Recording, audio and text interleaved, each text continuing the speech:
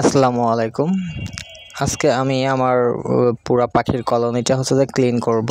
আর আমি 3 দিন কি 4 দিনের 5 দিনের মধ্যে ক্লিন করি, সব সময় করে থাকি। আর প্রতিদিন ক্লিন করা হয় না, মানে নরমালি খাবার টাবার দিয়ে চলে আসা হয়। তো আজকে ক্লিন করতে গিয়ে হয়ে গেছে একটা অনেক বড় একটা কাহিনী, যে কাহিনীটা আমি কখনো আশা করিনি এইভাবে ঘটবে। তো আজকে পুরো ভিডিওটা দেখলে হয়তো শুনতে পারবেন বা দেখতে পারবেন সেই কাহিনীটা কি ঘটছে। মূলত হয়তো সামনে প্রথমে একটু দেখে বুঝতে পারছেন কি হতে পারে।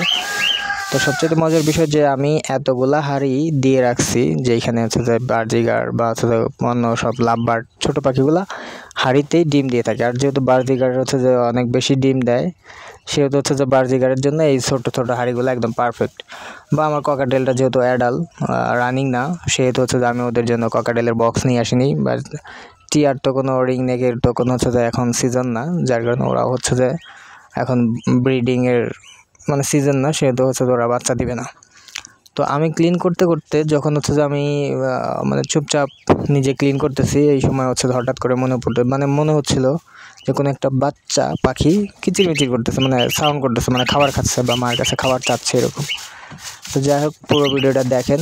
আমার যে আমি আজকে দেখাবো আপনাদেরকে আমার সাথে আমার পাখিগুলো কি করছে।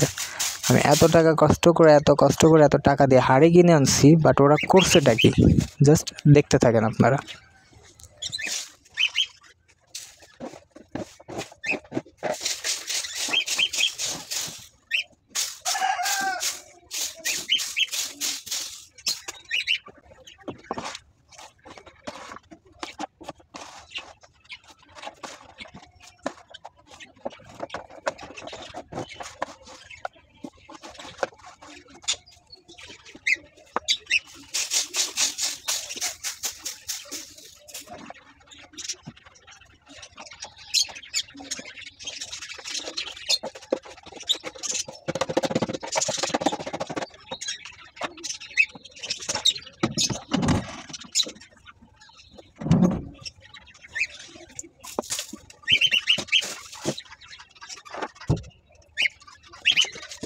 যাই হোক, আমার যে যখন আমি যে ঝাড়ু দিচ্ছিলাম, তখন বুঝতে পারতেছিলাম যে কোথাও একটা বাচ্চা চিচিমিচি করতেছে।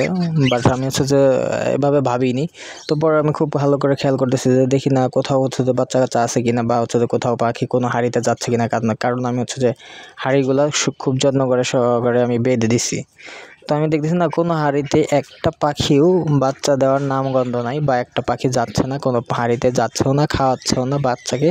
তো পরবর্তীতে আমি ক্যামেরাটা রেখে আমি যখন চলে আসলাম, ঠিক তার কিছুক্ষণ পরেই আমি দেখতে পারি আমার বার্জিগার পাখিগুলা আমি যে সুপারি গাছের খুঁটিগুলা দিছি, সেই খুঁটির ভিতরেই যাচ্ছে, যেটা আপনাদের ভিডিওতে আমি দেখাচ্ছি।